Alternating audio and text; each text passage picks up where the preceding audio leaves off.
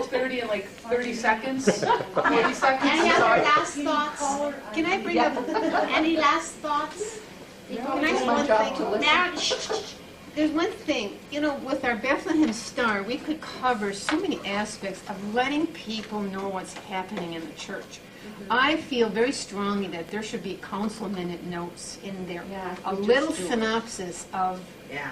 what you did. Because my church in Wakefield, a former church, they do, and it's wonderful. So, in I what we think want to every develop, it'd be committee better communication. should report what they're doing. Every Well, we always ministry. have the notes. Every group that's in this church should That's report. good. But again, that comes with developing a sense of ministry. We're not a committee, so it's not our private not stuff my that's little going committee, on, and no. you're not going to be accountable to you. It's we are a ministry group in the church, and this is what's going on with us. You notice, know? you notice the property committee gives a report every time. And when I'm on that committee, I stressed it that you have to let the people know what we're doing. And another thing have that to. Marilyn has done that I really like, and I know that Marilyn was the one who suggested this. You know, I can't be everywhere and at all the meetings, and I'm really interested in everything that goes on. I really need to know what's going on as the pastor. But she has had the ladies' groups, the WELCA leadership, when they have a meeting, give me a copy of the minutes, which is really helpful, you know. So that kind of thing of communicating with me is very helpful, because then I don't put my foot in my mouth so much, because I really know what's going on, you know. Yeah, well, and this may be, the fact that you had this open today, you could have a council retreat and it was just council, but it was open. Right. Yeah. Interested people can show up. Right. They can So show up, all but- the meetings are open. Yeah, Yeah. everyone I know they're open, but welcoming. Absolutely, that's why I you did it. still have Sometimes to it's- report. I Right. mean, you're not going to print confidential material No. that you've been studying, but you can let the congregation know what's Right. going on. Generally, yeah. Generally, let them Just know a what we paragraph. did today. Just a That's what I was paragraph. trying to say. This is what happened in the past. It was just Uh-huh. secret. So you need to Well, know. council member minutes are also out. Yeah, right. right. Well, you know, But no, I it's think a in little the Star. paragraph in the Star. So I know that, A but little they are, synopsis in the they are Star there. wouldn't hurt. Maybe we could have a president's report in the Star, like the pastor That'd be writes a letter, fine. the president Yeah. writes a letter. Sorry, Margaret, but not always you know. Margaret, someone else can. I can show you from our church how they put it in there. But I just get her to I'll give you another one. Okay, shall we go to lunch? Lunchtime. Let's stop and pray, and then we'll go and have lunch.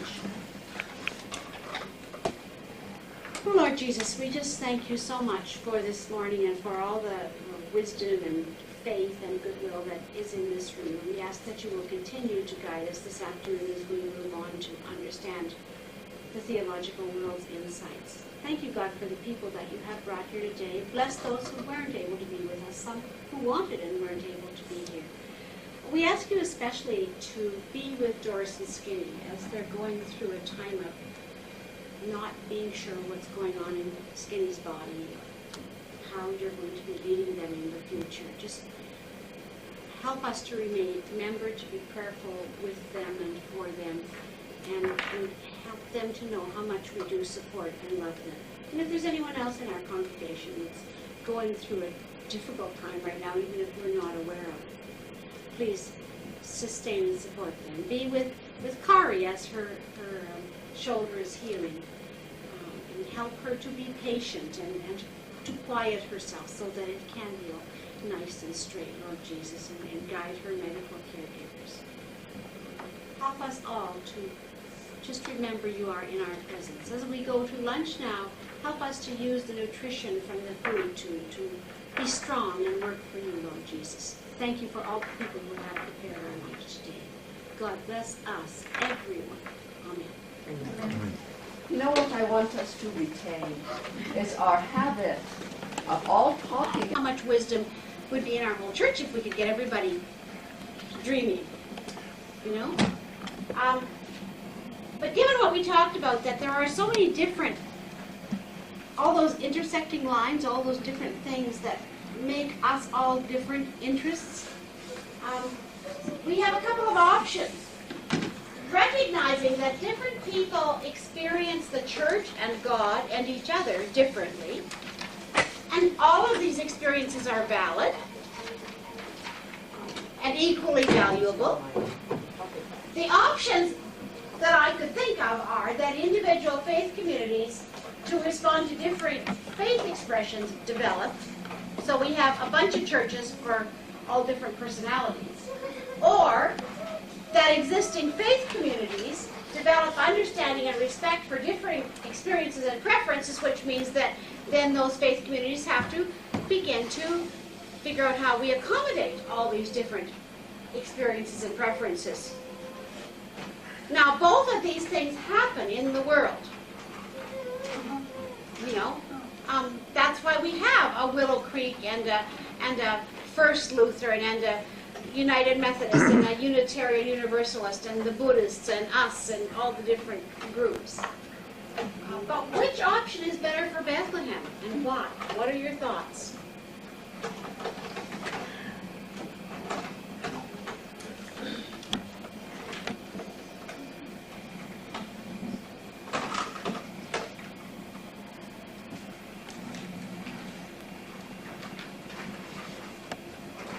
Just start sharing your thoughts when you get them together. I think it's easier, well, I guess the one is easier, but maybe it would be more all-encompassing to start in the center and work out as opposed to trying to bring, 100 different people with different thoughts and ideas together into one. Maybe it might be more, easier to run there, but it seems like if you've got a solid foundation to start from, that you can stretch out a little at a time, and that maybe you could eventually reach more people if you were to start with that side. And do the second option, start with a strong center foundation. So you're saying option 2.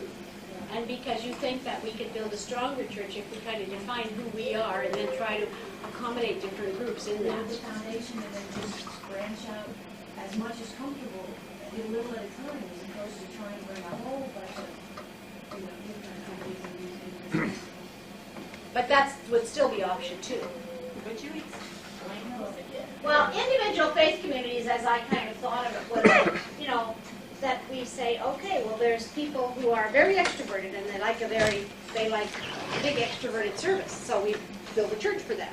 And then there's a very quiet, reflective people who would much prefer sort of a meditative, reflective type of service. Quakers. So we build another, Quakers, yeah, we build another, almost like a bunch of denominations, and some of that has happened. And so And your church so- would have the focus, the singular focus. Much the more one. singular, right, And, right. and then you wouldn't worry too much about all the differing Right. things because they'd be in different places. Right. In other words, a pastor would start a church and say, well, we're going to do it my way.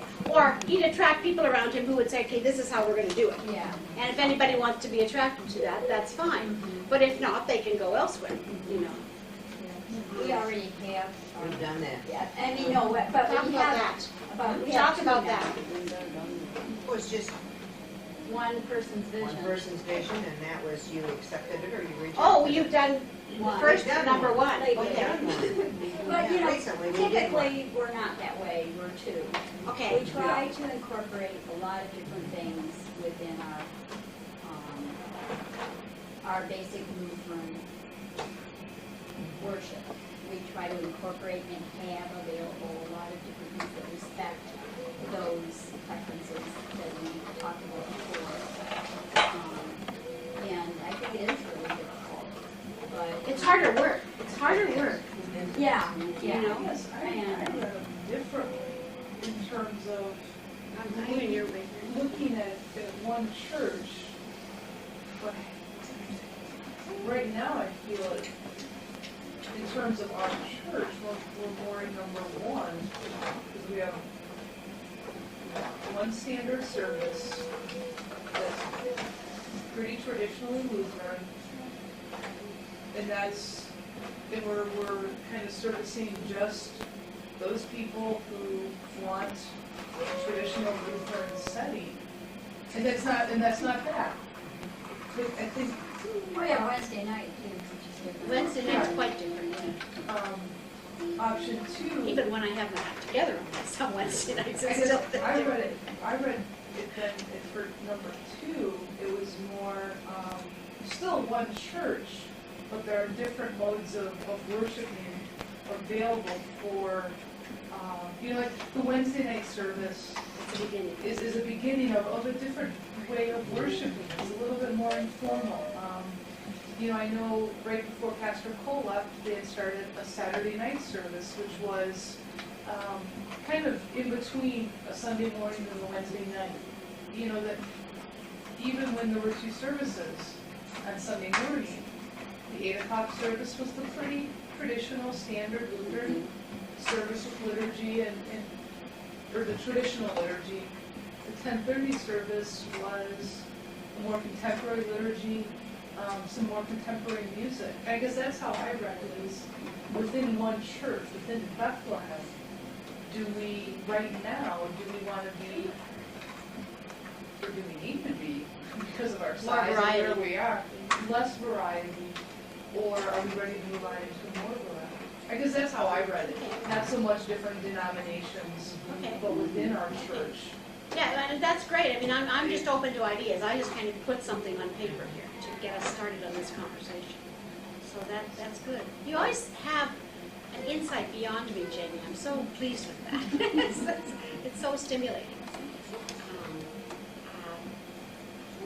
I think that if we do go with 2, which would be Bethlehem, which exists, then we do need to look at, if we want to be welcoming, evangelistic and welcoming to the community, then we have to look at, even if we stayed with one service, which we've already got 2, but even if we stayed with one Sunday service, let's say, we need to build variety into that service. I think that's the whole. There's one person I know who has said to me, why can't we always use what she calls the whole service? And I said to her, but we do. We just do it differently different times. Everything's always there, but we just do it differently. But, I think we should really should do some contemporary stuff to get people that didn't do contemporary kind of up to speed with some of the new things that are out there that other people are using. by and we contemporary, are you not. mean modern. Modern. Yeah, slowly though. Whatever, Slowly. but not do it all at once or do it for part of the service or, Or but I think we should instead start Right, you don't incorporating. replace it. No, I think it's incorporating and doing it sometimes, doing it a little more, modern, contemporary, whatever you want to call it. A Well, little the more- LBW is quite contemporary. I mean, it wasn't written in the Middle Ages, but it's just But not it's more old. modern. It's more But it's traditional. old. It's more In terms of traditional. today, Some of the it's music old. was written in the It's Middle Ages. old. Yeah. I mean, it is Yeah. old. But we've had different. More traditional. Well, And used a lot of different music for quite a while. I mean, from folk type sounding Yeah. stuff. Maybe some of us just need to be made aware in the communication that, here, this is a piece written in 1995 that we're going to sing now or something, because a lot of it is varied in that way. That we sing this thing about the wheat. That's a modern sound. It is, yes, that's a modern setting, and we've got several modern settings we're gradually going to move toward, but we're never going to move completely away from LBW. You'll notice right after Easter, with all the new things that we did over Easter, we had several weeks then when we went back right to LBW. Even though we still use some music from With One Voice, but that really helped some of the people with their comfort level. And then they were ready now to branch out a little bit again, and now we're almost by July 1st where we will be fully using the what's the new setting called? Settings? I don't know. But that's I know what it's called, but anyway, I can't think of it. You know the one I mean. It's the Marty Hoggins setting. Right, now the East and South the Direction. McKeever, Yeah. we ever had anyone. Well, we're going to use the McKeever That's again sometime. wonderful. But one of the things that we talked about on Wednesday night is we need to get, in our stewardship, we need to raise some money to hire some musicians. Because we're not going to Yes. attract musicians who will then be part of the community and play until we offer them music to come here for. So that's one of the things we have to do, but we are gradually broadening that. But is that the best option for us? That's the direction we've been going as a worship committee, but is that the best option? I just want to check that out. I think with One some service. focus that helps us not just do anything. Right, You know, no, for it'll everybody. always be Some kind of appropriate focus. Lutheran liturgy. But you know, there's many styles of appropriate Lutheran liturgy. As long as we stay centered in the Word and the sacraments, you know, as long as we stay prayerful, we're doing appropriate Lutheran liturgy, and that's what some of the people don't understand. And they forget, you know, they want us to go back to LBW, but they forget that they complained when LBW came in because it wasn't the Red Book. Oh, I remember it pretty well. And the red book wasn't the blue No. book. Exactly, you know, And the every black time. book. And now we're almost finished with LBW. Now, the next thing that's probably, actually, I just purchased a much more, a new book that's just come out this year, which is called This Far by Faith, which has some of the traditional stuff in, but also leans heavily on some of our heritage from the African American community. And we're going to be doing some of that liturgical music. I bought the tapes and everything gradually. Nicholas is going to be a great asset to us. Yes. Oh, yeah. Gordon doesn't feel as comfortable with what he calls rhythm. But I think Nicholas is even going to get Gordon doing some of what Gordon would call rhythm, because he's helping him to feel brave, you know, and you know, Gordon can do it. He Well, just doesn't there's a think he difference can. between a worship with music that you participate in and music that someone else is entertaining you with. Yeah, we And have to do that. some of each of that is okay too, but I don't like, you know, just to go and be entertained. Right. Where we don't sing, you know, where there's a band that's in front that presents and Right. performs. Oh, we never do that. No. It's, But you the know, band could be in people front. do. You could have a The band. ideal that our church is, the big church, the ELCA, is encouraging is bands and choirs at the front because they are the leaders of the music. They get the congregation singing more, not to perform and That's the entertain the idea, congregation. but Yeah. a lot of times they just look at, you know, in the churches that I've seen that happening. Well, see, my experience in the Catholic Church is quite different from that. Their choirs and music people are always at the front. And it developed that way after Vatican II. Before that, they didn't have any congregational music. And so that's the only model they know. So they sing with them, and what they do is they teach them the songs before the service if it's a new song. And so they say, okay, now it's time to sing it in the service. The way we've been doing with the new liturgy, we've been teaching it a little bit, and we've been, it's been 6 months we've been learning that new liturgy, because we started almost right away when I came with that. And now people are beginning to feel real comfortable with that, not And feast and usually modern celebration. songs just are simpler. Right, you know, yeah, they're folk easy to sing, music usually is very very singable, easy. yeah. And Gordon seemed to have an idea at first, at least this is what he said to me. He may have been joking, though it's hard to tell with Gordon sometimes, but he really thought it was good for us to sing some hard music sometimes. And I said, but not at church. Not at church. We come to pray, and music is part of our prayer life, and if you're having to struggle with the notes, then you can't be prayerful. Well, I've seen a lot of people just close their hymnal. Yeah. Oh, absolutely. But we're not doing that kind of music very much anymore, No, are we? that's Once good. in a while he slips one through, but generally, and he's trying not to. I mean, we have to understand. Lately, I've just not been singing. Well, I've talked to him about that. Songs are just boring. Really? Well, tell me which ones then, and the hard ones, tell me which ones, and we'll avoid those ones, Let me know after a service. That was a You really could hard throw song. in some old good old hymn once in a while. Well, we are doing some of the old Yeah, ones, that's you good. know. Keep it up. I like a challenge. We mix with it. him, though. We mix it. Books me But from also, nowhere. when you're learning a new song, Yeah, but some of those songs are... During the singing of Okay. it. No, but It's not so much- some of those songs are actually going to be very easy to sing once you learn them, too. Right, right. There's always a learning curve, and we can stay with familiar songs all the time, or we can learn... You can get in a some rut, new ones, but you still. know. But I'm trying to gradually get this congregation used to... There is, believe me, some of you liked it when we did that little rehearsal before the service, but we had complaints about that, too. We shouldn't have to come to school at church. Oh, I can believe So I'm that. trying to get this congregation used to the idea Yeah, that if we're do that going to too. sing a new Oh, I can believe we that. will practice it before the service. And Yeah, then probably when it when comes you time in the service, when you Yeah. want to be praying in that hymn, because that's what hymns are for, they're for praying, okay? Then you'll know it already, and it won't be hard. If you've sung it 2 or 3 times, sung the tune before the service, then it's not hard, And both Gordon and Nicholas are very open to that. We have done it before. Oh, yeah, for sure, yeah, there's no question. One of the hard things about Many being a times. new pastor is I don't know what you've done before, and if people complain, then I think, oh, well, oh dear, I've never done something. No, we we- don't know. But you see, we have We've practiced many times on different You can ones. kind of figure that as something that's been going 100 years has done just about everything. That's really, you know, and I've been here for over Anyway. 30 and I've seen most of it. So what I'm hearing you say is that you really think that we need to, from our solid foundation of who we know we are, do some expanding to make more available. One of the ways we're doing that is by having some more variety in our Sunday service, but some familiarity too, you know, so people know when they're coming to church what it's going to be like, sort of. There's some, even young people find some solace in that, you know, what's the familiar and the comfortable. But we are also developing a new service now, and we'll develop more. And you know, we did the Lenten stuff, the whole evening prayer. That was completely different. You I know, love that. we'll do that again in Lent. But just think, if we did come out of the ocean, how comfortable water is to us. And it's the same thing, you know. We evolve, our worship evolves, we return to comfort once in a while. Right. Yeah. Oh yeah. We go back.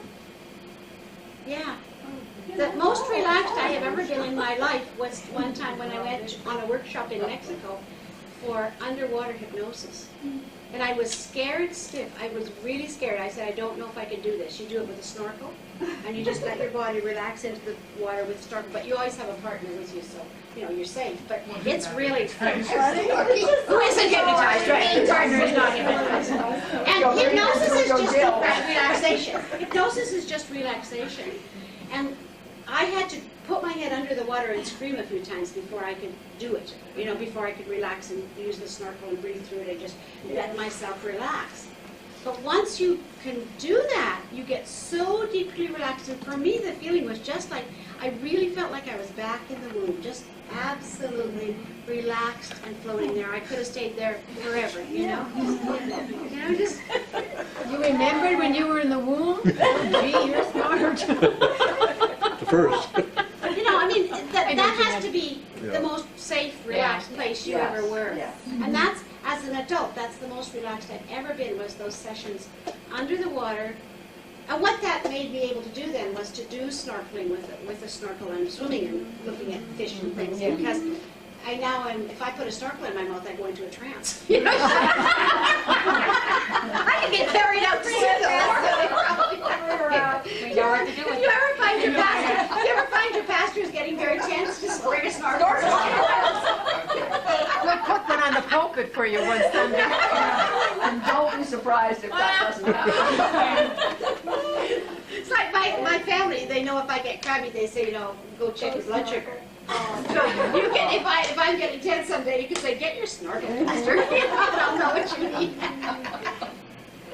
But you know, you're right. You know, it's probably that back to the womb familiar thing, and so I just completely relaxed. You know, once I lost my fear, and I think there is something wonderful about the familiar, and so we don't want to lose that completely, but we also want to expand. And my theory about the problems that happened here at Bethlehem is that someone came here who had probably a very legitimate vision for spreading the gospel to people in the world.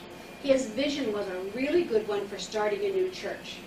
And everything I've read about how to grow churches says if you're starting a new church, you can do this, this, and this. However, if you go into a long-established, stable congregation, you can do some of these things, but others you can't, because if you're starting a new church, the people can get together and say, this is what we want our church to be, and you can be anything. But when you've already got an established congregation, you can grow and change, but you can't just replace what's been there for 100 years with something else. It doesn't work. And that was the problem. It was a bad fit. And by the time that really, you know what hit the fan, I mean, it was just too difficult by then. But that person probably has a legitimate vision for starting a mission church, say. Maybe not. It may not even be a denominational vision, because again, there's, denominational things we think of.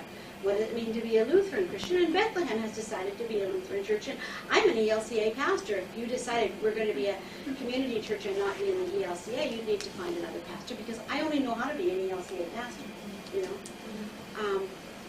and that's who we've decided to be, at least for now. But it doesn't mean the other person's vision was a bad vision. It just wasn't a good fit here at Bethlehem. And so that's what I want to check out here. We're starting to redefine who we are. It might not be a different definition from before, but let's pin it down and see who it is. So option 2 is what I hear you saying is, that our faith community is one that would like to integrate people, but there might be some people, as someone said before lunch, who doesn't want to be integrated into what we do here, and then that they would be very welcome and not judged badly if they found another faith community that worked for them, right?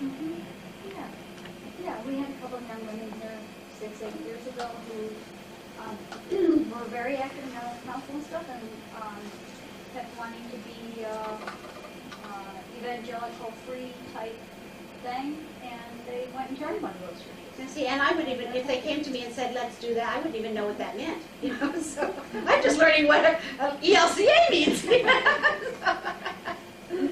But yeah, and that's fine, and when the rich young man came to Jesus and said, I want to follow you, and Jesus said, great, and here's what you got to do. And the rich young man said, I can't do that. And Jesus said, well, go and God bless you. That's fine. Didn't mean he was a bad person. The vision of Christ was just not right for him. So the meeting I was at yesterday was ecumenical pastors. And we were all Christian, but, there's quite a bit of different vision between, say, a federated church or a Lutheran church or a Baptist church, or a United Methodist church or a UCC church. Sacramentally, we're different. There's just difference in vision. And yet, we all had something in common. It wasn't that any of us thought the other was not right in the way that our churches practice. So we have to be willing to let go not only of chronic complainers, but of people who just don't feel comfortable here. If this isn't their comfort level. That's why Cliff took quite a while to evolve from being a Roman Catholic to being a Lutheran Catholic, to being a member of the Universal Church in the Lutheran style. Because he had to come to, now he feels very Lutheran. I mean, he was just so involved with Synod Assembly and that sort of thing. But I couldn't push him in that because he had to come to that point himself. And he might not have. And I said to him, if you never come to that point to join the Lutheran Church, that's okay with me. Because everybody has to be respected for where they are. And in our community, we have to respect the people who have difficulty with the moving on to, and we still have to keep some central stuff that helps them to know they are welcome and comfortable here. And then we have to let go of listening when they complain because they don't want us to have what we're comfortable with, okay, so now I have a handout for you. Now we're going to go into the theological words, given that we want to be respecting of, all the different people.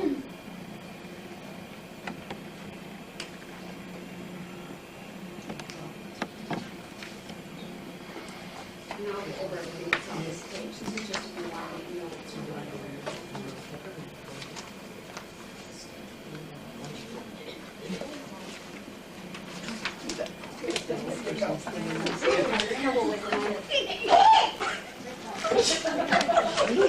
What was that? That's what I thought you were doing. I was getting a little nervous. You still have brown hair, too. Well, sort of.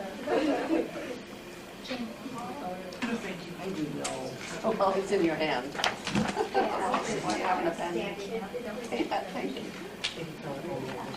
A lot of them got bumped off. Luther was very blessed in that he had a very powerful prince, several very powerful princes supporting him, or he would have, he had a price on his head. There was a contract out on Luther from Rome for most of his adult life. Several others weren't as lucky. And then there were some others in other countries who also survived. And Luther didn't agree with all of them either, but they were all people who were saying the way the church has been going is wrong, let's clean it up. But they all had different visions. Luther was not at all narrow. You know, he wanted to clean up the excesses, but he wanted to keep a lot of the practice and theology of traditional Christianity. And he fought till his dying day with people who started to call themselves Lutherans and say they were followers of his, but became very pietistic and very narrow. But usually what happened was a group would form around one man. It was almost always a man. There were a couple of women, but they've sort of faded into the past. The strong personalities that people would say were their historical precedents in their denominations are all men. And they centered around what were priorities for that person. And then it became, because they were all fighting an enemy, you know, the Roman Church was the enemy, there was a warlike attitude, and we have to maintain that the way we are is right because we're pushing you away because you're wrong, therefore we have to be right. And so they fought with each other, but mostly they fought against Rome, but they all these little groups became narrow in their own interpretation of what was the right way to be a Christian. I think that what I said here, churches became like rival clubs, each believing that they have the correct and right faith expression, and this is still the way today, you know?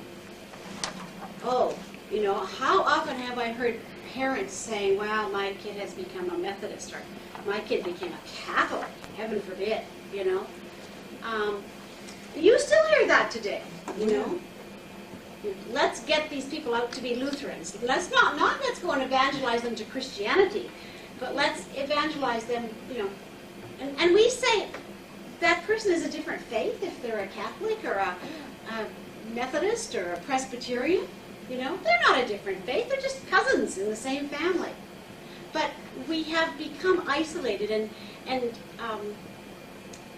the whole problem, this big fight that's in the ELCA over the call to common mission, you know, is about extrinsic stuff. It's nothing intrinsic to the faith.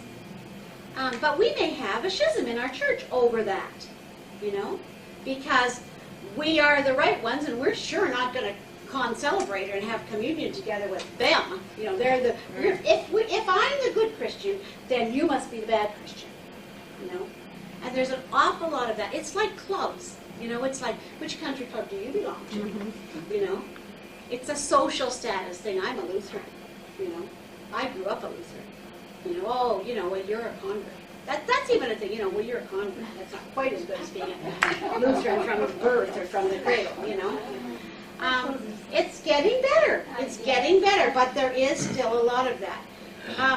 Some other churches, and there's a lot of this in Protestantism, seeing the danger of the infighting, water down the faith, believing that this is the way to keep both peace and members. And there is a lot of that. And some of the pastors I was with yesterday, it's very evident that, you know, one of them is actually in a call process with the church, and I was saying, well, you know, what do they believe? Where do they stand? Because this is a church that has quite a breadth, a denomination that has quite a breadth within it.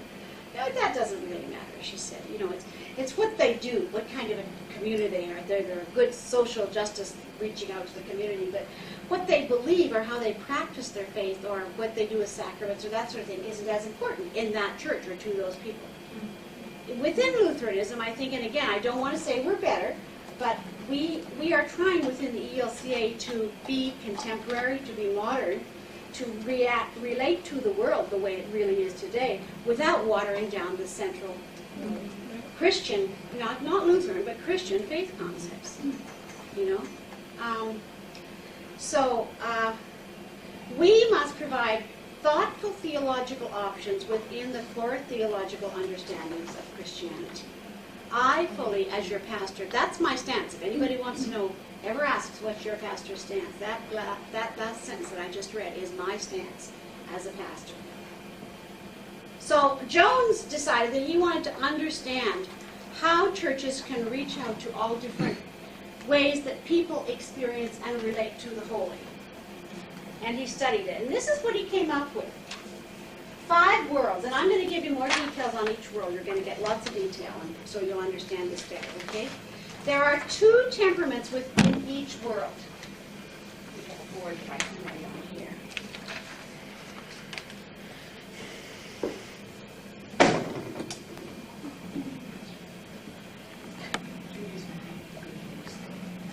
I'm going to give you lots of stuff to take notes. I'm just No, gonna- but so she, I think she has that down.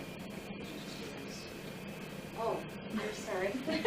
That's all right. I think they've written them down, most of them. But you said it was on a video or something. Where's the chalk? Oh, it's on the other side probably. No, it's right. Behind here? Oh, here it is, right there. You found some? Okay. I brought 3 So down. we have World 1, World 2, World 3, World 4, and World 5, okay? Those are the worlds. And then within each world we have A and B temperaments, okay? And I'll explain that in a minute. This is how it looks. A and B within each world, okay? Now, get this out of the way. If you could think of a graph, something like this. Can I make an overhead like this? I think I have.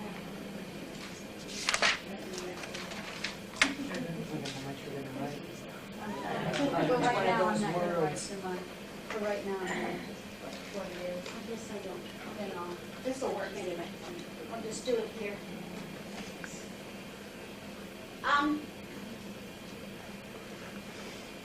This, what do you call this line on the graph anyway?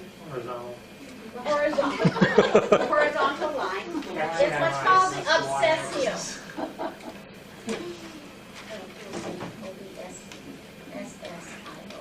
Well, you can take obsession from that, okay? The obsessio is the defining quandary or conundrum or boggling of the mind or hemorrhaging of the soul or wound that bewilders healing or mystification that overpowers one's life. It's one's core problem, okay? Everybody's got one, at least one. By the way, you can live in more than one world. You will at different times in your life, but simultaneously you can have parts of you that react out of more than one world. Okay? This is called the epiphania. Or the epiphany, okay? This is the salvation, the solution, okay? The resolution to life, okay? Now, the direction from the obsessio to the epiphania is, I would say, the direction of hopefulness, okay? And from the epiphania down to the obsession is the direction of, what would it be? Despair. Despair or hopelessness. Okay? Everybody following me so far? Okay. Now, the difference between a type A and a type B person is that a type A person is trapped down in this. The obsessio is like a vacuum that pulls the type B person or the type A person downward. Okay? So a type A person is always like this, or Well, just often or why? we can move toward our redemption, okay? But type A people tend to get pulled into the problem. The quandary becomes, the quandary or the problem becomes the governing factor, okay? And so the power of the obsessio for a type A person is like a vacuum pulling them in, okay? The power of the obsessio or the problem for a type B person gives energy. It propels them up. So the problem comes and they start to look toward the epiphanio or the solution or the answer. Okay? We might call it optimists or pessimists, you know? Now, Jones's theory of the way that these 2 temperament types develop is partially that some of us might be born one way or the other, much more, you know, just a personality, an inborn personality type. But it can also be the kind of parenting that you had. If you had that secure trampoline of parenting, you have the courage to jump off and go further and further and look for the hope But if you didn't, you get stuck in the quandary and the problem. You know, but we always blame parenting. You know, I just, you know, you know, more and more of the twin studies of twins separated at birth show that an awful lot of who we are is inborn. Yeah. We're born with it. And I have adopted kids, and I can tell you there's a whole bunch of our personalities. And the nature and nurture model is, you know, heavily nature as far as I'm concerned. Nurture is worthwhile, too. It's important, but it's not everything. As You know? opposed to inborn, my thought is that it's there's a very strong natural tendency to go in one direction as opposed to. Right. And I think it's even genetic. Because I've seen kids in the same family. I've seen, you know, and some are pulled, you know, some, you all know families where just horrible family lives. And you'll have 3 kids that end up in the gutter, and you'll have one that ends up as a star in life. What's the difference? There's something that that kid is born with. My husband, Cliff, who is the world's most stable, hopeful, just a tremendous guy, and never has had a doubt in his life about anything positive, comes from I mean, his mother was, all the time he was growing up, and still is, a chronic paranoid depressive. He had a father who's very much like him, but no, that's not gossip. She is, you know, she now lives with her daughter, but she never goes out. She wears her housecoat all day and stays in the house, and her daughter has to take her someplace to, you know, go shopping or something to get her out. She doesn't have any friends. She lives in the basement. When she lived in her own house, she lived in the basement. After Cliff's dad's funeral, I took some relatives upstairs for tea in the living room, and she scolded me afterwards. Everybody's supposed to go, and the basement had bars in the windows. And, Oh my God. I mean, when they moved to a new town and the ladies from the church came over and invited her to their ladies group, her attitude was they wanted something from her. She never went. She's never made a friend in her adult life. Never. Oh my God. Not in all her adult life. She doesn't trust anybody. She believes that when they lived in Calgary, and Cliff's sister lived in Calgary in a different neighborhood, they got different flyers from stores. Of course, because you're in a different neighborhood, the different stores send you flyers, right? But her attitude was, they know we're poor in our neighborhood, so they don't bother to send us the flyers. They send to the rich neighborhood, because she saw Gail and Charlie as being successful, you know. I mean, she's a chronic. That's what Cliff grew up with. She wouldn't go to his school plays when he acted in them because he'd be embarrassed to have his mother there. Now, his father was just the opposite. But just before he died, he went on a wonderful trip to Russia, and she wouldn't go with him. He went by himself because he just went on with life. You know, he loved her dearly, but he learned after a certain time of marriage, I guess, that he just had to have a life because she wasn't going to have it with him. And he had friends and did things and was very active in, like, the Knights of Columbus and things like that. And no amount of chemical. She wouldn't go for any treatment. She thinks that everybody else is crazy. You know, when you're paranoid depressive, it's the rest of the world is. No, she wouldn't. I actually went and talked to her doctor once, several years ago, and the doctor didn't want to talk to me. She said, you know, you're not my patient. And I said, yeah, but, you know, I'm a therapist, and this is my mother-in-law. Please help her. She wouldn't even hear it. So there's nothing you can do. She's quite happy being the way she is. You know, she's very happy being the way she is. Yeah. She just thinks the rest of us are giddy or Pollyannas or something. You know, we're crazy. But she's not really cranky. Although she never accepted me for many, many, many years until I stopped trying to get her to accept me because she had read somewhere that mothers-in-law and daughters-in-law never liked each other, so she knew we wouldn't.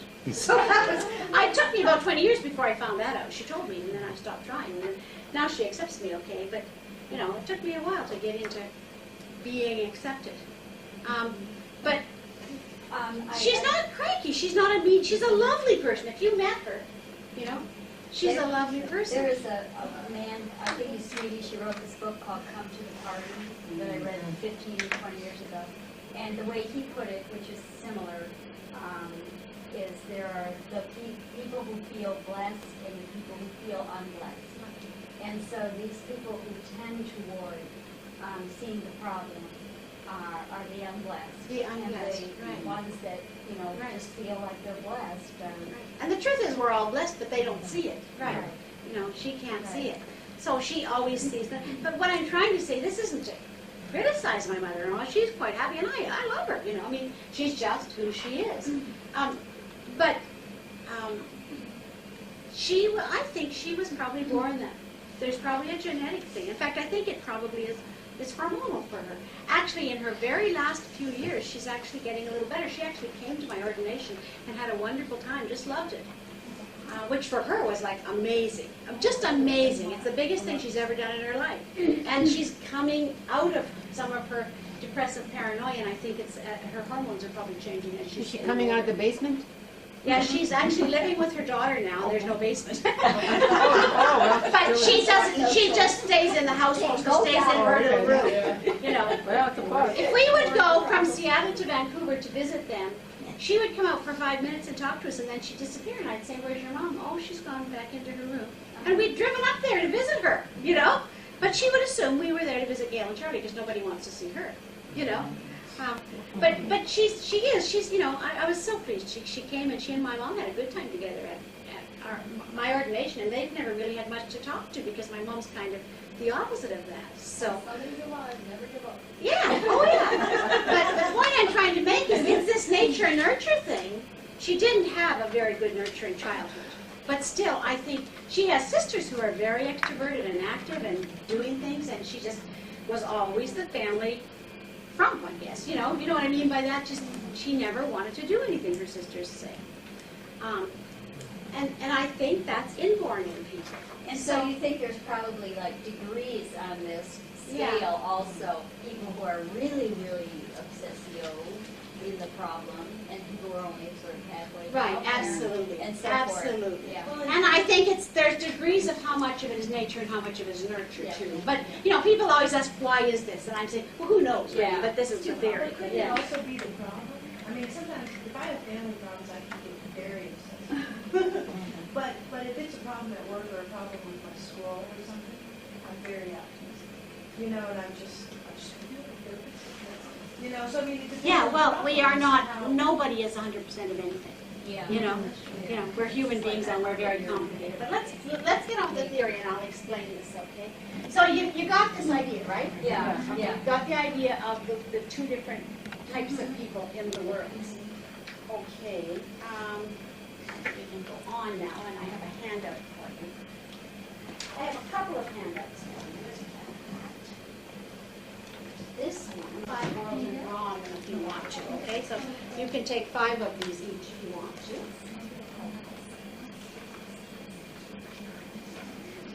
And then here's another Some picture. colors, Jamie. You can color it with your gel pens when you go home. That's your homework assignment, to color your picture. Color your 5 sheets by tomorrow morning. I don't want to color, I want somebody to have it colored for me. This is a do-it-yourself.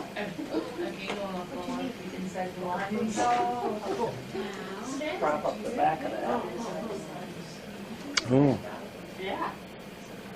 More of those there, right?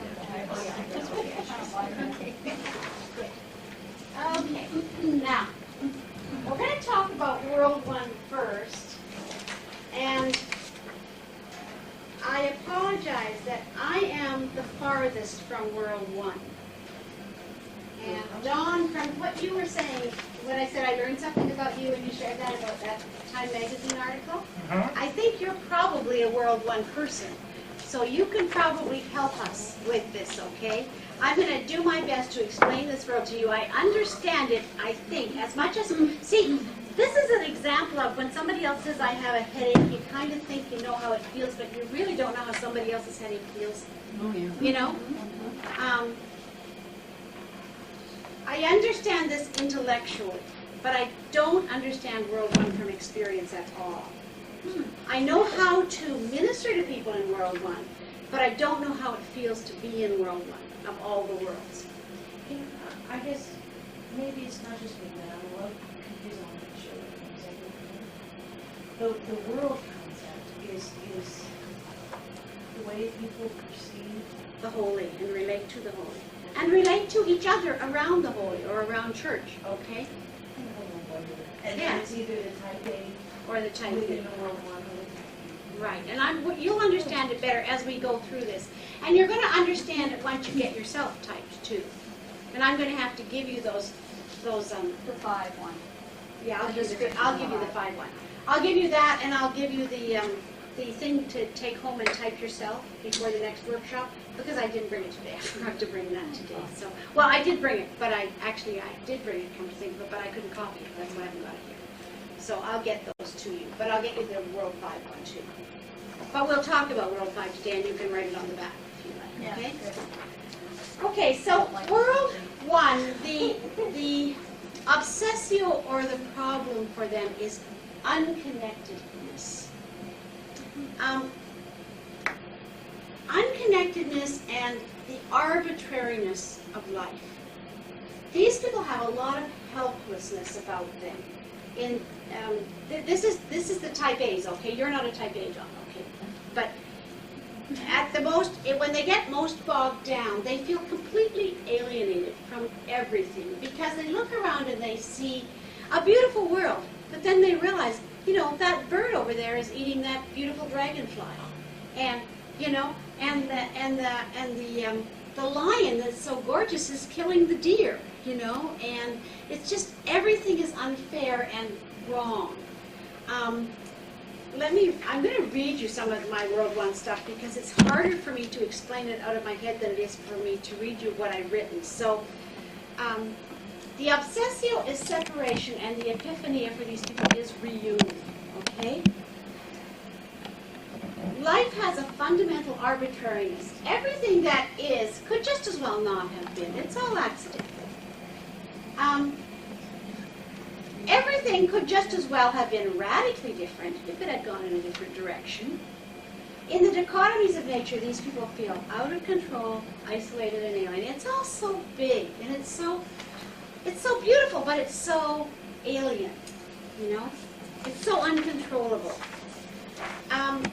But the thing that gives these people hope is an arching rainbow, a snow-capped mountain, a baby's smile. These things will center the vision of the World 1 person, now let's go to this picture. This is the epiphania up here, obviously, and this is the abyss. And in the abyss is the dilemma. There's all sorts of creepy crawly things down there waiting to gobble you up. Okay, for everybody, all the worlds. Okay, and this is the abyss is down at the bottom of, let's say, the rainforest or whatever. But there is a firm and stable treehouse in the rainforest. Okay? The World 1 people are, the World 1 people are kind of dangling down here, clinging to a vine, you know? What redemption or salvation for a World 1 person is to see that vine and grab it and cling to it and gradually climb up toward here, toward the firmness and the solidarity of the treehouse. And that's really hard. My mother-in-law is very much a World 1 person. Okay? Now, the redeemed World 1 person, the type B, okay? World 1 person, when they get up here, they've gotten up here and they're building a window in the treehouse to look out toward God. Now, World 1 people really are, they're cosmic people. Stephen Hawking is a World 1, do you guys know who Stephen Hawking is a World 1 person? C.S. Lewis was a World 1 person, okay? After he married and his wife had her illness and everything, he began to get into World 5, and we'll talk about that. But he was born a World 1 person. I'm trying to think who else. Emily Dickinson, exactly, yes. Okay? Now, you could be a World 1 person in it, I think. You know, you're the only people who can say who you are. But, and again, nobody is all in one world. But World 1 people, the thing about the coming home or the reconnection or reunion for World 1 people is that it really doesn't happen here. These are the people who, once our church is moving along and going well, there's still that, yeah, but it could crash tomorrow sense. You know, it's like we have to cling to it. It's that vine. It's so tenuous, but you know, but the treehouse could fall off the tree. You know, or a big wind could come and blow it off. You know, And they have to keep looking up toward that. The World One people are very otherworldly, or very, what we say, eschatological. Do you know what that means? Eschatology is the concept of the next life, the study of the next. The hope for a World One person is the reunion with Christ in the next life. Okay, they'll be the coming home. Heaven is very important to World One people. Okay, and you have to keep giving World One people the promise. The promise is always there. There's a lot of World One people in the Old Testament. The whole Old Testament just about is World One. You know, it's always the promise of the future. You know. Pardon? What's Hebrews 11? The faith chapter. Oh, yes. That is the promise, exactly. So it's almost as if they're not really focusing on life itself as much as the hope for whatever, either. Yes, it will get better. There is the promise that it will get better. You know, I always had a World One experience. This is my World One experience. It's this small, okay? When I lived in Seattle, there was one place between my house and where my son lives in Kirkland, where we'd come around a bend in the world and there would be Mount Rainier. It always was like that. You know, it's that moment. Well, it wasn't always there. I mean, because it was too World One to always be there. But sometimes it wouldn't be cloudy. Once in a while, one day in 10, you know, and then it would be, oh, I forgot it was there. It is. It's still there. You know. And then that hope carries you. Yeah, and then you get through until the next sunny day when you see the mountain again. You know. That's World One. World One people don't build up things in this world. They're not attached to the things of this world. The things of this world aren't that important to them because they're waiting for the next world. Okay? So how do you, I don't, maybe we're going to go over this, but are we going to discuss how you can classify individuals? Well, you're going to do a Just test know for yourself. yourself, and that'll give you more idea. Okay. You're going to get much more of a sense by the time we get through this today. Be patient. Remember, we need patience. Oh, it is somewhere. Didn't you say you're impatient? No, patience, yes. You did say that. I think you told say that I'm very impatient. Okay? Type A people will get overwhelmed by this. They'll get pulled down into the vastness and the hugeness and the arbitrariness of it all. I think Bob has a lot of type A in him. You know? The melancholy. The people you know who are the melancholy Finns, you know, they're type A. And they get pulled down into it, you know. And even like Bob, what I said, you know, when I think about it, what I said about, you know, he's real happy with what's happening here at Bethlehem, but he's just not sure it's going to work or it's going to last, you know. He's clinging to it and hoping, but he's a little scared still, you know. And I'm not saying this against Bob, because it's not bad to be a type A person. It just, these are just differences, you know.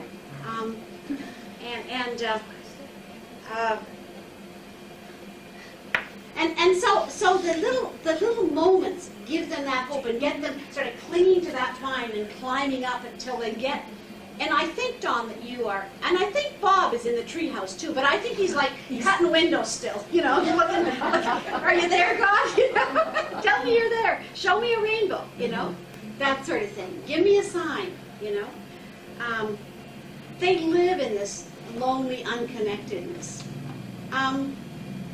But the beautiful thing about what I call, you know, when I think when we get to the, you know, up to here and we reach our point of redemption, if you will, for redeemed World One people, or very strong type B World One people, the beautiful thing is they do draw all of us to that vision. You know, they're the ones that remind us of the promises.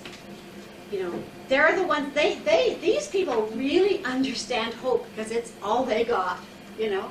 And when things get tough, they can be leaders in a church, like in the Troubles in your church. Probably a lot of the World One people were some of the leaders in saying, it's okay, it's going to get better, it can get better. Look, here's a sign. Remember when that happened yesterday? That was a sign things are going to get better, you know. Somebody said something or heard something or I saw something that gave me hope. And they're wonderful about being able to give the rest of us hope, you know. Somebody can come into your office with a mouthful of decay and you can say, it's okay, I can fix it. Sometimes. Or we can pull them out and start with plastic ones, right? Or wood or something.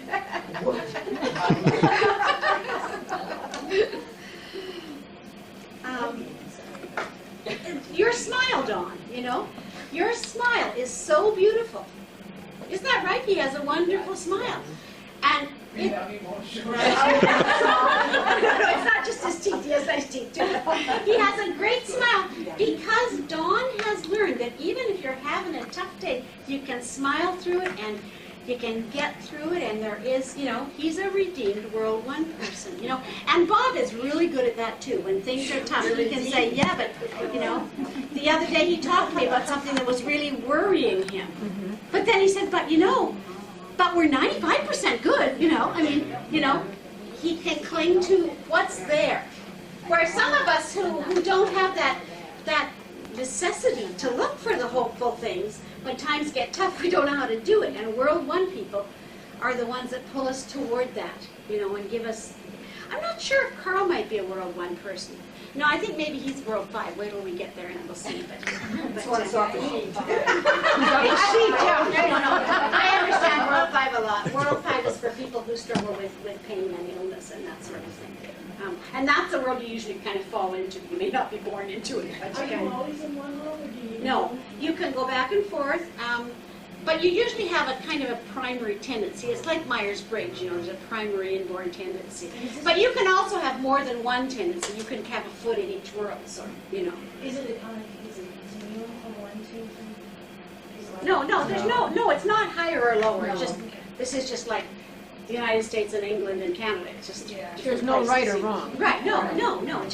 It's what makes our church so varied and rich, is that we have people from all these worlds, and we have to look, not only do we have the job of ministering to all the different worlds, but we have the strength of all those worlds in our church, And we need to recognize that.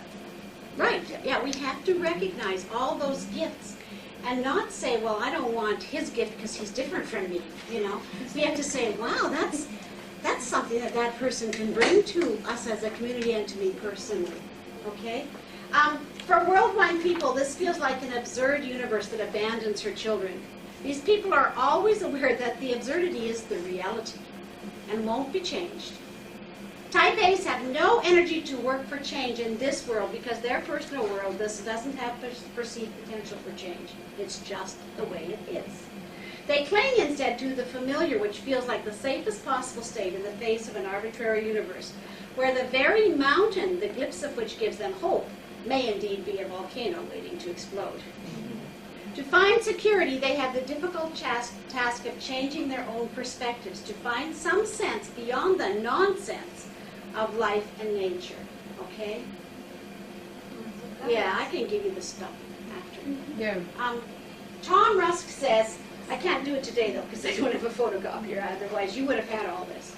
Tom Rusk, who's another psychologist, says, one of the first steps toward personal wellness is the recognition that there is no cosmic fairness.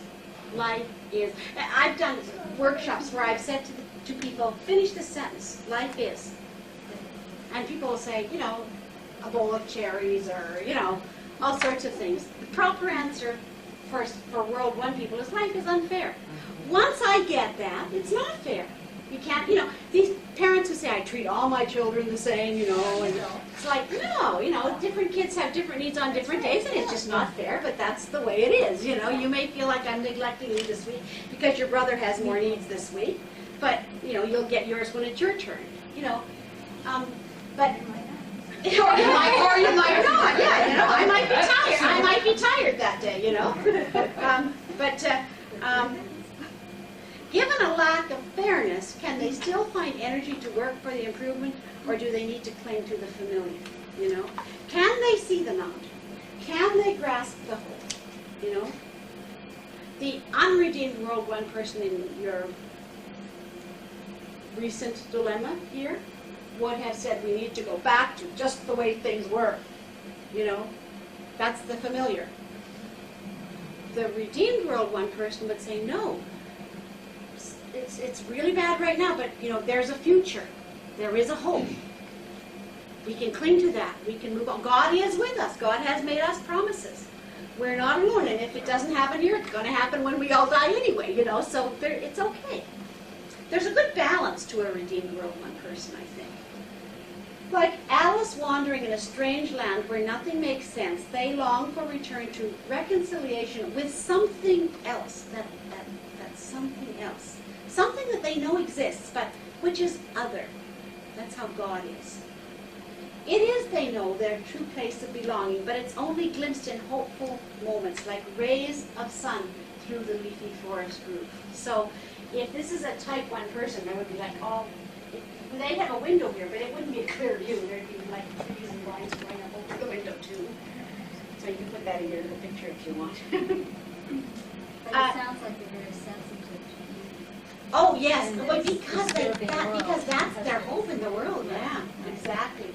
The World War people are often artists, very artistic musicians, and, well, there's artists in all worlds, but they're very often have a very unique way of expressing themselves artistically, musically, or in the graphic arts, or whatever.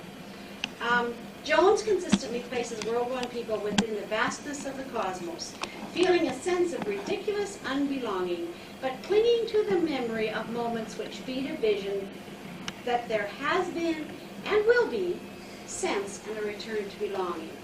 Because they live for the glimpses which are their raison d'etre, the epiphania can become not a future thing, but something always present. In other words, I've got to cling to that epiphania. It's with me all the time. And yet it's, and if you think about Christianity, one of the main concepts of Christianity is the already thing that Jesus has already accomplished, but the not yet. That dichotomy, which is mind-boggling for most of us. World War people are the ones who are most comfortable with that. It's okay, yeah, I can understand it. The world is redeemed, but it's not yet redeemed, I am redeemed, but I'm still, there's a lot of Luther in World War, the sinner and the saved at the same time. Time ceases to be linear and becomes cyclic, or perhaps a spiral drawing one toward the hope. Every time there's a vision, they get drawn up a little bit more, and then they go back, and then they get drawn up a little bit more. Because of their strong and intimate awareness of the abyss, and the presence of the vine in the treehouse bring awareness that one is not alone. Someone placed the vine in the treehouse within the vastness of the forest. And that someone is God for World War people. One is invited upward toward a safety which seems transitory and limited, but which, by its presence, promises something more solid and secure. It's there, so that's a step towards something better. The healthiest of these World War people are very able to help others to remember the vine, the treehouse, and the sunlight, and to move from fear and despair and to live in hope. Their strength may be that they can help those in really despairing situations to live in hope for the future. We need World War people in our churches. We really do, especially now in a time like this when all of the churches are in flux, and when our world out there is saying we don't exist, we're irrelevant, When even the government is saying, if you do ministry in the world, we still won't support you financially because you do it in the name of this God, We need World War people to say, yeah, but God is real. Look, there's the treehouse. Here we are. This is, for World War people, if you will, the church, Bethlehem, for our World War people, could be the treehouse. Because Bethlehem is here, that shows that God exists. Okay, we'll move on to World 2 people. Okay, we have some of these in our church too. Guess who they are? And we probably have more than what I can identify because I'm only just getting to know people. World 2 people are very different from World 1 people, and yet they have a similarity. World 2 people also see the inequities and the injustices. But whereas World 1 people have no sense whatsoever of trying to correct those in this world because it's too big and mind-boggling and it's never going to change and we're clinging to a future hope. Our reconciliation will come in the promise in the future. World 2 people get angry about the inequities and the injustice, and that's their obsession. Okay? Their abyss probably is the same as, you know, the little monsters down in the abyss are pretty much the same as World One's monsters. But they believe that the abyss can be conquered, that the monsters can be killed in this world. When we say the Lord's Prayer and we say, "Thy kingdom come on earth," that's where World 2 people stand. They're going to change things here. These are the social justice people. These are the people who build the food banks and reach out to all the hurting people in the world, to the have-not, to the disenfranchised. These are the people who are organizing the big AIDS walk that I saw advertised in Chicago that's coming up, you know. These are World 2 people. They're angry about something that's going on, and they're going to do something about it right here and right now. We're not going to wait for heaven, for God's sake. We've got to do it now. We have to bring about the kingdom in this world. That's World 2 people. Now, Type A World 2 people will get pulled down into the obsessio, and they'll just be angry. Sometimes they'll be very ugly, you know. These are the ugly feminists in the church. You know, I've seen some feminists, for example, I was at a conference and there were some feminists there, and they came to the church service in their bare feet and just really messy because, you know, they weren't going to get dressed up to come to church because they were so mad at the church. You know, and which I just found incredibly disrespectful. But for World 2 people, that was part of their complaint. The sign of this, it was in a retreat center, and the sign on the restroom door said ladies. Well, these women decided that ladies was a bad word, so they refused to use that restroom and used the men's instead because they weren't going to be called ladies. You know. But these were women who are pulled down into they're obsessed with the obsessive, okay? Or these are the people who, in a church, now I don't think we really have these people, but in some churches you have really angry social justice people who judge everybody else as, you're not as good as me because You're not acting enough. you're not acting, it's not your thing, so you're bad, you know. I think our social justice people here say, I need your support for this, you know. Well, I'd say you're a World 2 person. But you don't judge other people. But, you know, we all know that we need to support those ministries, you know. But you also realize that some other people would have another ministry that God was calling them to. I don't You get know. angry about it. No, you're not angry, no. You're a type B World 2 person. Dorothy Rossi was a good example of Yes. this. I mean, that was her main focus, was Okay. justice and world hunger and mission away from, you know, yourself out to the world. Sounds like the type B young people in World 2 are going to act in a healthy, They're- appropriate Right, manner. right. And the type A Yeah, it looks choose like all this. unhealthy and inappropriate responses. They just act out their anger, right, yeah. And that's what that is all the way down. Unhealthy of this. Right, and we're all somewhere personality, along the of this. continuum, you know. Yeah, I right. wouldn't say any of us have Yeah, come perfectly to healthy the or point, you know. perfectly. Right. Cliff and I both have a lot of World 2 in us, and I don't know that we've ever been type A though, but you know, we've worked pretty hard for social justice stuff over the years. But when I was working, I was a chaplain at an AIDS hospice, and I was doing about 20 memorial services a month, funerals and memorial services. And it was in the 80s when AIDS was, you know, everybody died real fast with AIDS in those days. And I found that very exhausting. Of course, it's hard work. It's very, very emotionally exhausting. It's spiritually exhausting work. It's also very uplifting, by the way, too. But it's probably the most uplifting job I ever had, but the most exhausting. But one of the things that exhausted me was the angry people. And I didn't blame them for their anger in that situation, but there were people who just stood around and stamped their feet, and then there were other people who got out there and did something about it, and built hospices and developed ministries and, you know, that sort of thing. We had one vet who developed a pet ministry to the hospice, and he wasn't angry at all, but he sure was there to care for the people, and he sure cared about the dilemma, you know. And that was just the difference, you know. We'd have other people who would, you know, just stand around with placards parading and saying, everybody should get on the same bandwagon as us, and so we don't work for MS anymore, or we don't work for breast cancer or heart disease, or juvenile diabetes or anything else. We all have to work for AIDS, you know. And that's the difference between the type A and type B. Inhabitants of this world are aware of the abyss so prominent to World 1 people, but they believe its dangers can, with consistent effort, be conquered. They feel firmly planted in the treehouse. Okay, so they're right up in here, right up in the treehouse. Okay, but what they're doing. Where's my pen? Right here, right here, right there. By the Oh, there it is. What they're doing is they're saying, oh gosh, there's so many people up here, there's just not enough room, so they're moving over and building other tree houses and other trees. So that, you know, and then they're building ramps across so everybody can have enough room in the tree house. Lots of engineers. Lots of engineers. Yeah, Cliff is really a World 2 person. He's a really healthy World 2 person, I'd say. So the World 2 people see that the most powerful inhabitants of the treehouse will overindulge themselves in every possible way, stealing resources from the poor and the weak. And that's one thing that makes them angry.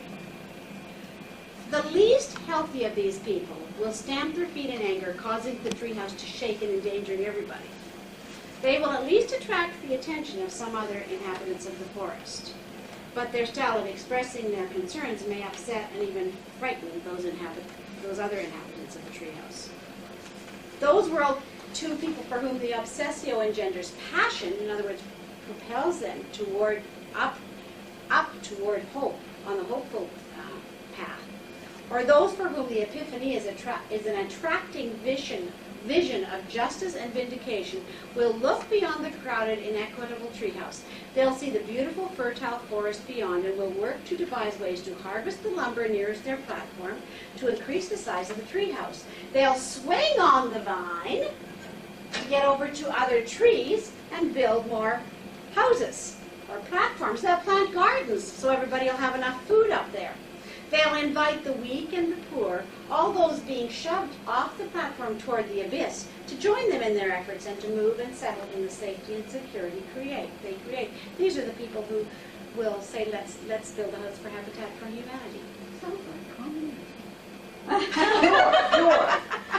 Yes, but we do it in the name of, remember, Right. we have Yeah. the epiphany out Right. there, and that's, Yeah, you know. but I mean, but pure. Oh, yeah, I think that communists were not bad people, No. you know. Communists were people with a vision, but it wasn't a vision that was realistic and could work. Yeah, You know? focused on social justice. Right. You know. They will do this in ways that use but protect the forest's resources. Type A's, on the other hand, may get stuck in the dilemma of wanting to improve living conditions but being afraid to use up the resources.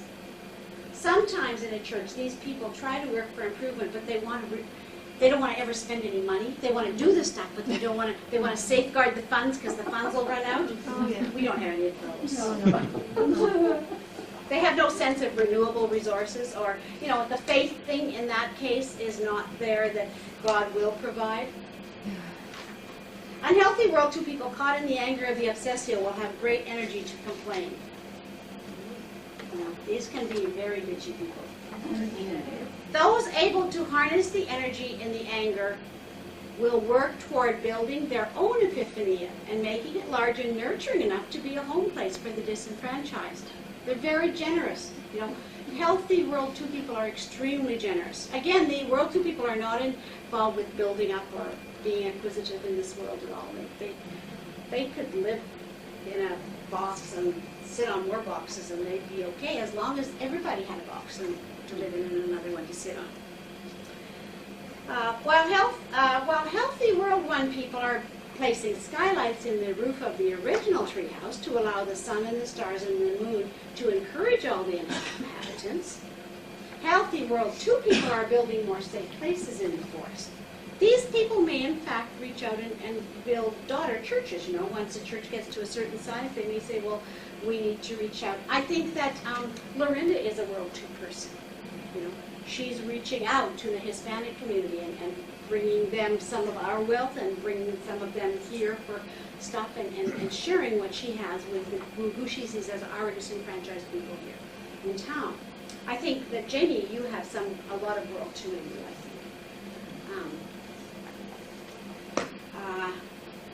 The accountability for these people is that they need to remember that the forest and all its resources are provided by God. And see, this is the difference with the communists. And they are not, in fact, the savior of those who will inhabit the new places they build. They are working with God for this purpose. For both type A's and type B's, remembering God's part in the plan can bring reassurance that with sensible management there will be enough resources of all sorts. So God, it's very important to, what we can do with encouraging or to help encourage type 2, world 2 people is to remind them of the promise, remind them of that they don't have to be the savior, that we've already had one of those, but that the say again, there is some of that already accomplished, but not yet. That we still do need to work here to spread the gospel, and they will spread it in very pragmatic ways. God wants you to have a home and a pillow to put your head on and enough food for your children, and as well as sharing the gospel with these people. And a little candy once in a while. And a little candy once in a while, right? Exactly. Well, yeah, a lot. If it happens to be some of our world 2 people. But again, not a good group, not a bad group. Where did Jeannie go? Wasn't she with us? She's a world 2 person. She came up till lunch. Yeah, Jeannie's a world 2 person, I'm sure. Yeah, and Bruce too. Yeah. He's a candy man. Well, Bruce is I think Bruce is very strongly planted in world 2. I don't think he has much of a foot in many other worlds. Not at this moment in his life. Another time in his life he might, but right now he's really strongly in world 2. All he needs is a cardboard box to live. Right. But I think he's also, one thing I've seen in Bruce is that he's really trying to be aware of other people's worlds as well. Sometimes he can get pulled into the dilemma and just really want everybody to jump on his bandwagon. But he's also a very good man, and he is a man of faith, and I think I see him really trying to be aware of other people's worlds too, That these people are a real strength, obviously, for the ministry of a church. The church wouldn't have survived and been the organ in society that it has been all these years without world 2 people. The hospital builders. Yeah, the school builders, and their way of evangelizing is by, they don't proselytize people. They just give and give and give. And I heard a little story, or read it maybe in one of Jones's books probably, of a man who was on an island, a missionary who was shipwrecked, and he went onto an island when he was there for years with the natives, and he never talked about Christ. He just helped them, taught them, healed them, was very loving to them. And then some other missionaries came years later and started to tell them about Jesus, and they said, oh, he's here. He's been living with us for the last 8 years, So there's lots of ways to spread the gospel, But what we have to help these people to remember is that they aren't Jesus. He wasn't there. And while he was doing all those things, it's very important. And I think that all the ones we have in our church, as far as I know, still would use the moments that God provides to share why they do what they do. That it doesn't come from them, it comes from their faith, because they're very active in the church. They're not autonomous people just out there. There's a lot of world 2 people that aren't people of faith. They're just out there building up the world, and that's fine. But I think the ones we have in our church are firmly grounded in their faith. So that's really good. Okay, world 3. This is the world that I was born into and have lived in a lot, but I'm very much a type B at this point, but I don't think I was when I was younger. Because the obsessio here is an ever-present awareness of one's own nothingness, one's lack of personal worth. These people will often tell a counselor about feeling visible in their families of origin or in adult life, and I was the invisible child in my family of origin. I had a brother that the sun rose and set on. And everybody who ever grew up with me or was around when I was growing up knows this, There wasn't much left over of my parents' parenting and loving and nurturing resources after my brother was born. And so I was pretty much an invisible child, and we always had a lot of people around our house. My parents had we would often have people whose houses had burned down or something who were living with us, and I always felt like like I was alone in a forest of people, just me. I think that drew me very much to God, because I would pray a lot. I remember lying on my bed and praying, and just, praying that something would change, that somebody would notice me, or that I would grow up to be somebody meaningful, so that I would be a person. I would need to be a person. It's just in the last few years, actually, that my parents ever validated me. But it was after I stopped trying to get them to validate me that happened.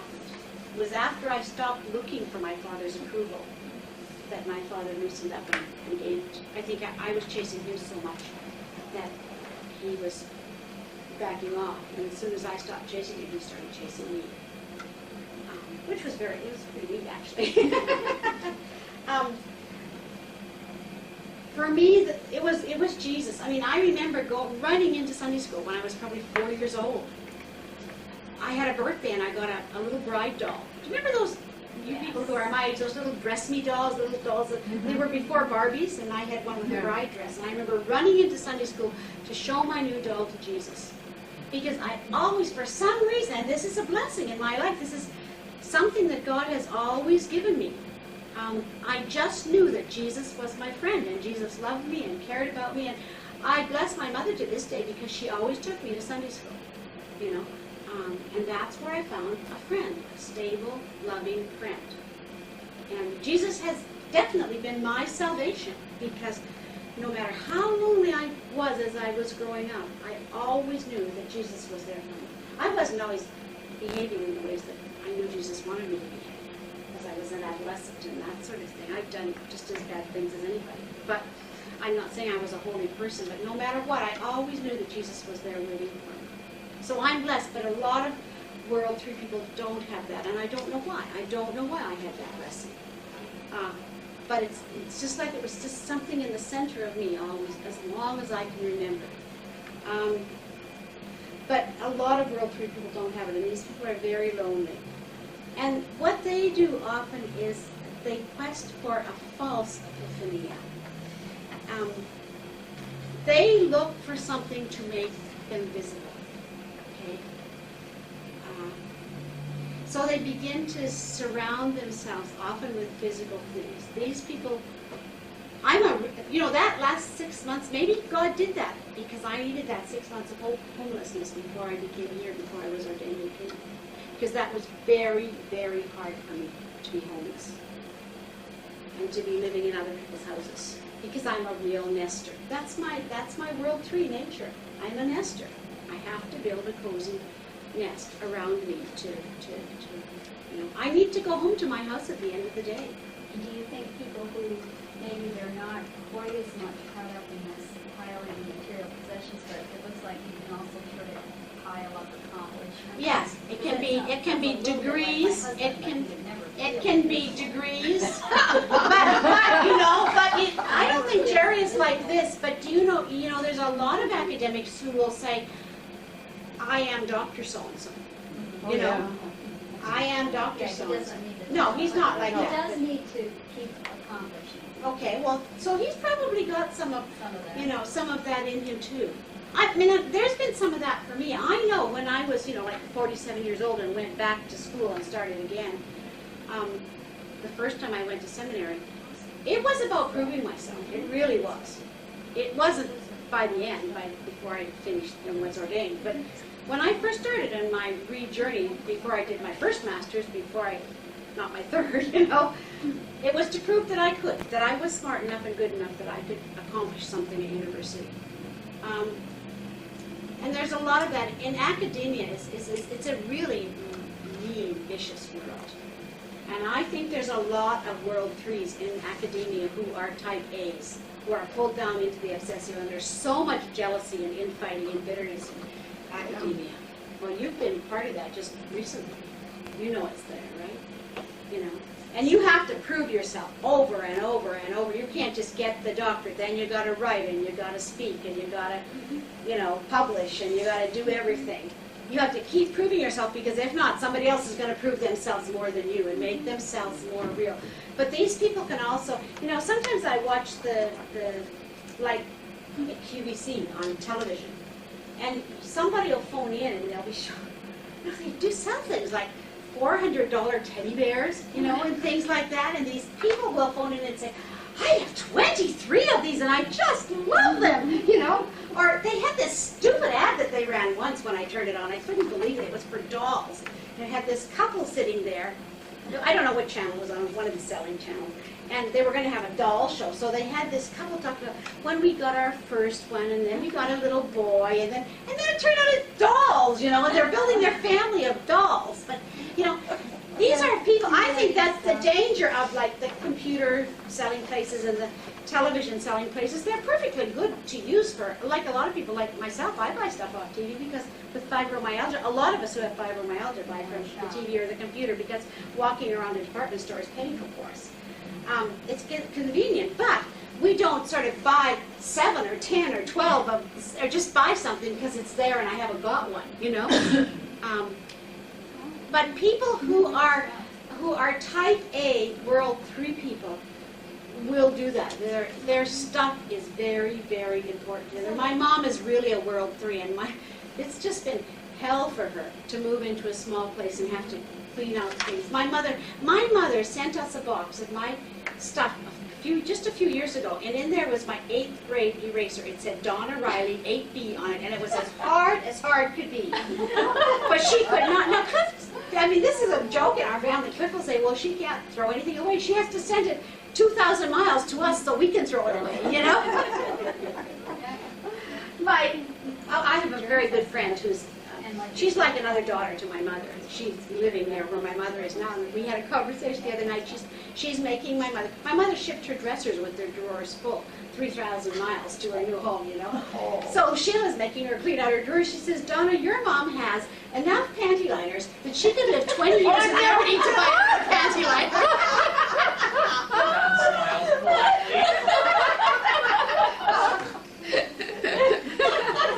I'm sorry, man, if that embarrasses you. I think it's funny. Oh my God. Well, Jerry has to grow 10 more arms to wear all the watches he has. Oh, there you go. Yeah. Well, you know, some people do it with furniture. A lot of people do it with jewelry or clothes, or all of Like the this, above. my mom, she's been collecting coat items for years, and of course in dolls. And she's got it to the point where I mean, not a single stinking thing in the house does not say coat. she's pulled into the obsession, and she's defining herself as the lady who has more coat things than anybody she knows. You So know? these are collectors? Yeah. Yeah, collectors are very often World 3 people. Okay? Beer cans and stuff like that, you know. So they quest for this false epiphania, okay? If they have a glimpse of something which gives them hope that they may become visible, they'll begin to surround themselves with more physical things or degrees or, you know, whatever, in order to prove their own presence. They will curtain the skylight. See, and here's the problem. Cliff is a World 2 and I'm a World 3. So, you know, he'd sit on an apple box and I gotta have cushions. We probably fought more about things, you know, and what we buy than anything in our whole marriage. And I think I'm pretty reasonable about it, but not for him. I mean, he wouldn't have anything, you know. He wouldn't even have curtains on the windows, and I have to have tapestry, you know. Anyway, What was it about their house? when they're in the tree house, they'll be putting curtains on there, you know, on the windows, and that the World Ones are building, and then they'll put cushions around for people to sit on, and they'll make it really comfortable for everybody. Furnish the treehouse. Yeah, they'll furnish the treehouse, right. And they'll put in beautiful carpets, you know. They will not accept and may not even hear the invitation of the World 2 people to move toward new places because they know that if they went there, they'd just be invisible again. They choose to stay where they are and to create a physical sense of belonging and worth, often working very hard and long to do so. And you know, these people can be real workaholics, you know. You probably know people who have to who have to work such long hours. You know, they can support their families without that, but they're building up. You know, they're putting it in the bank because that becomes their obsession. We have some of those people here. There's always some of them in any group. You know.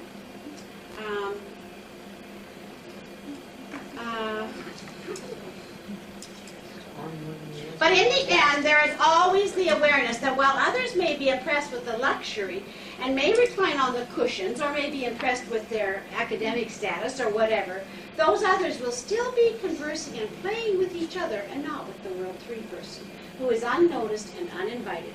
In a church, these people really come to the surface when there are structural changes to be made. They love to be on building committees, but they see themselves as the gatekeepers, protecting the heritage of the past. And that's where you know, how many Lutherans does it take to change a light bulb? That's the answer.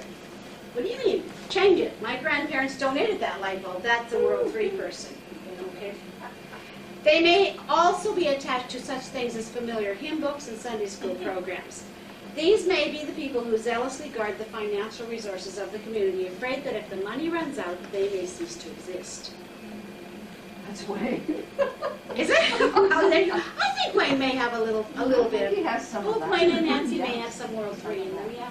A lot of us have World 3. There's a lot of World 3 people in the world. There's probably a lot of you sitting around this table that can say at least part of you is in World 3. I mean, I don't have both feet firmly in World 3, but I have a lot of you in World 3.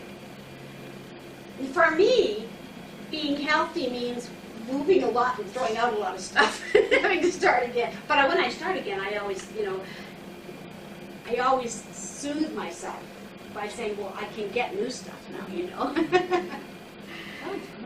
True epiphany for World 3 lies not in attempting to increase one's physical presence, but in becoming aware that they are people of value beyond their physical bodies. You know, and that's what Jesus has done for me. Has brought me to my awareness as a saved and redeemed and called person, as we all are. They have to learn to find themselves, feel themselves valuable, and in feeling valuable, that's how I become visible if I'm a World 3 person.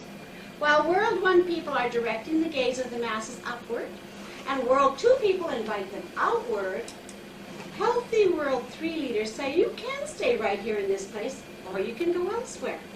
But wherever you are, you can become solid and visible, and you can learn to claim both the space and the spiritual nourishment that you need. Then you can share what you have and help others to find validation and security. There's a real strength of these people in a church because they're the ones. I mean, in my career as a therapist, I can't tell you how many women I put through college. You know, I didn't pay their way, but I'm the one who first said, you can do it. You can look at me. I did it. You can do this. You can go. You know, one of the things that I do in the church, in the big church, is other women look at me and say, my God, she got ordained when she was 56 years old. I can still do something, you know. I can still do it. And you'll find me in this church talking to the women, and some of the men too, but generally it's women who are more invisible in a church. But you'll find me talking to people and saying, you can do that. You know, I believe in you. And people believe me, and they go out and they do it. And you wouldn't believe how many doctors and lawyers and therapists and teachers there are out there that I started on that path. And that's been my gift, you know. I think that's been my call, if you will. There's a reason why we're all in the worlds we're in. I think God created each of us to be to have a certain call, and our call comes out of who we are. You know, and once we get up into the treehouse and find our ability to look toward the epiphania, whatever for us is our epiphania, then we can help other people to look toward theirs. And if we're really healthy, we can help people to look toward the right epiphania for them. It doesn't have to be the same one as ours.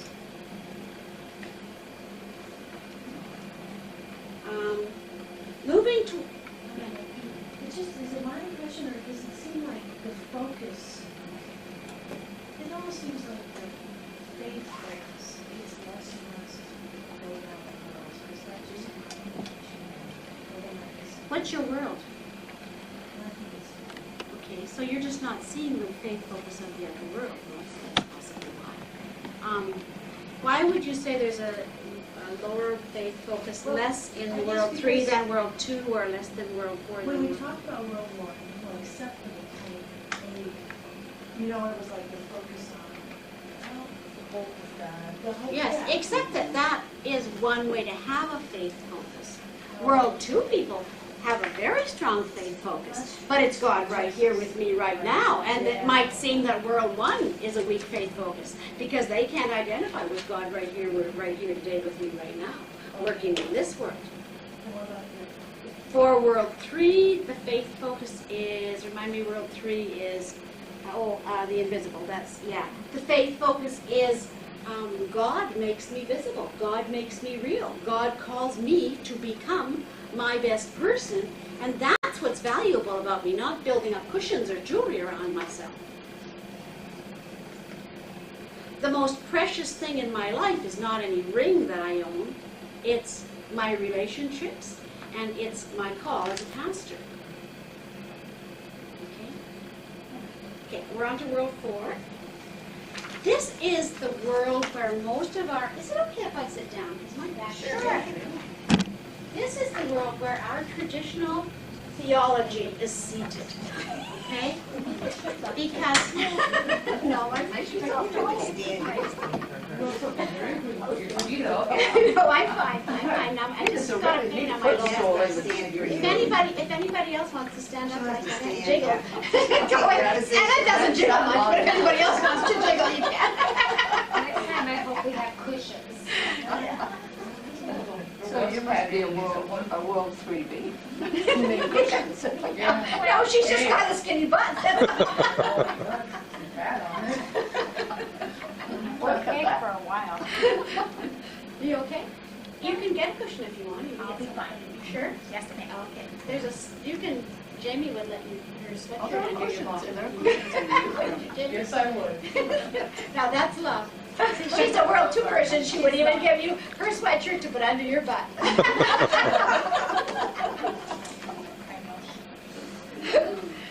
Is this fun? Isn't this fun? It's interesting, isn't it? Interesting. Yeah. And you're probably starting to say, oh, you know, that's why so-and-so and so-and-so really get along, or don't, or whatever, you know. That's why I have a problem with this person, or whatever. I just hope we don't forget 5. No, we'll get to it, don't worry. I have it in my notes. I actually did type it, but I guess it must have been on the second page, I didn't print that up. So, I will get it to you. Okay, the obsessio for World 4 is guilt. A pervading sense of guilt. This is the I'm always a sinner people. These are the people who just have to have the brief order for confession and forgiveness every Sunday. Because I really need it. I'm such a sinner. Okay? While World 3 people know they feel invalidated, World 4 people know they are invalid, and further it's thrown in old fault that they're invalid. World 3 people are just invisible. But World 4 people cause their own invalidation. Okay? They have an uncanny ability to paint the rest of humanity the same guilty blacks they paint themselves. This is the world that Luther grew up in, that just about drove him around the bend. Okay? I don't think he was naturally. I think Luther redeemed World 4, quite frankly. And I'll explain that in a minute. You're looking like you're puzzled by that. You know, Luther tried and tried when he was a monk. He self-flagellated until he bled.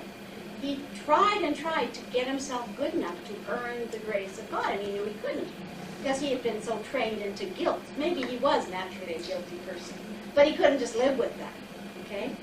Maybe he just had to seek redemption. Maybe he was just a real strong type B, and he had to find redemption. Had big bouts of depression too. Oh yeah. Down into the valley. Oh, absolutely, lots of it. Began- But and the guilt is what came on him, like the depression. It wasn't the cosmic unfairness; it was his personal guilt. You know, World 1 people have sense cosmic unfairness. You know, but for World 4 people, it's me personally. If there's cosmic unfairness, it's probably my fault. I probably did. You know, if they would relate to World 4 people sometimes have a really hard time with World 2 people, because if World 2 people say there's hungry people out there, we got to feed them. World 4 people will say, well, I didn't do it. You know, What are you trying to say, that it's my fault? Just because I have enough food for my children, you think it's my fault? You know? So- They're the ones who say, go I get think a the job. church taught Go this. get a job, yeah. What? I think the church taught this. Oh, this is the church. I think This is the traditional church. Absolutely. Most of the I mean, traditional I theologians can have been relate to world this. war. I think that I came up with this. I think the church taught This is My Skinny when he just about fell off his seat when people clapped in church, you know? Yeah. Oh, I do. I mean, I feel, I can relate to this. I think. Oh, the Paul church was taught definitely this. world war. Yeah. Paul was definitely world war. I mean, that's If what a man will not you are work, let guilty. him not eat. You are guilty, you are unredeemed, you know, you're just lucky we let you in the door. Judy comes alive after napping. 2 hours. We got you on film, Judy. Sorry. I've been contemplating these other ones. She's been thinking deeply till we came to her. Yeah, right. No, I mean, that gives me, this is the church I grew up in. Yeah, all of us, I think. This is the church. This is traditional theology, okay? Okay, let me read a little bit more. In the forest, they see the abyss and believe it's their own natural habitat. That's where I belong, down with those little and it's populated with these demons and ferocious beasts that are put there to torment me. You know, they're my pets. That's Rover, yeah.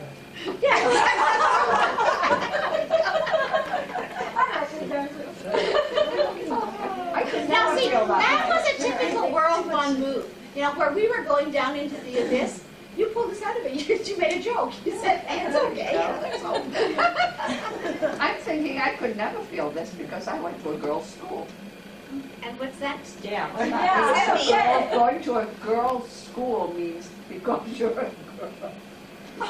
You are very much affirmed. Oh, yes, the way I've heard out. that about girls' Yes. schools. The best ones. The best one. The worst ones are the opposite, you know.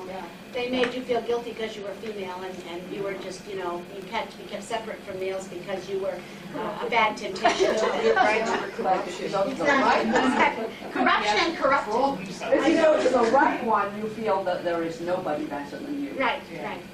But in a positive way. That's why you're so insufferable some days.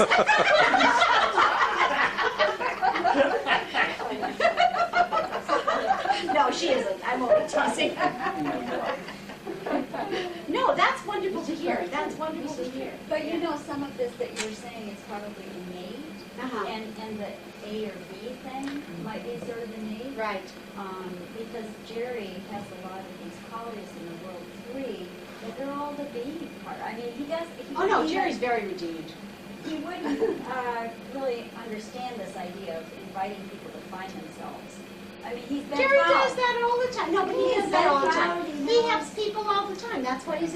Yeah, What but do you not think he's find doing? themselves. Traveling all over the world teaching people to read, for That's God's right. sake. It's not find yourself. That sounds like a psychological thing. Wait, that no, you don't he know wouldn't who say you it that are. way. He wouldn't say it that way. But he's helping people to become their best selves, to accomplish what they have the ability to do in the world. Right. He So I has don't all think he the ever skills. felt invisible, is what I'm getting at. You know, he was. Right. Well, he was may have been raised born and redeemed, happy you know. And, you know, Right. fit in. He and- may have been born redeemed. Like I think Cliff was born redeemed. And I you know. think we Nothing can sometimes pull him seek down. out a person like that if we're not like that, you know, so that, you know, he was so. Oh, Cliff has helped me so and much. happy, Cliff has and, helped you know, me back so here much. in this cruel world. You know, they say opposites attract, and the sort of psychological thing behind that is because we sort of try to work our Yeah. own redemption out with our, Right, with our. get the rest of it. Yeah, in there. yeah. And in the best way, that is that we complement each other. Right. If it's two type A's, like two unredeemed or unhealthy people, then they're like two dry sponges sucking it. Yeah. That's not you.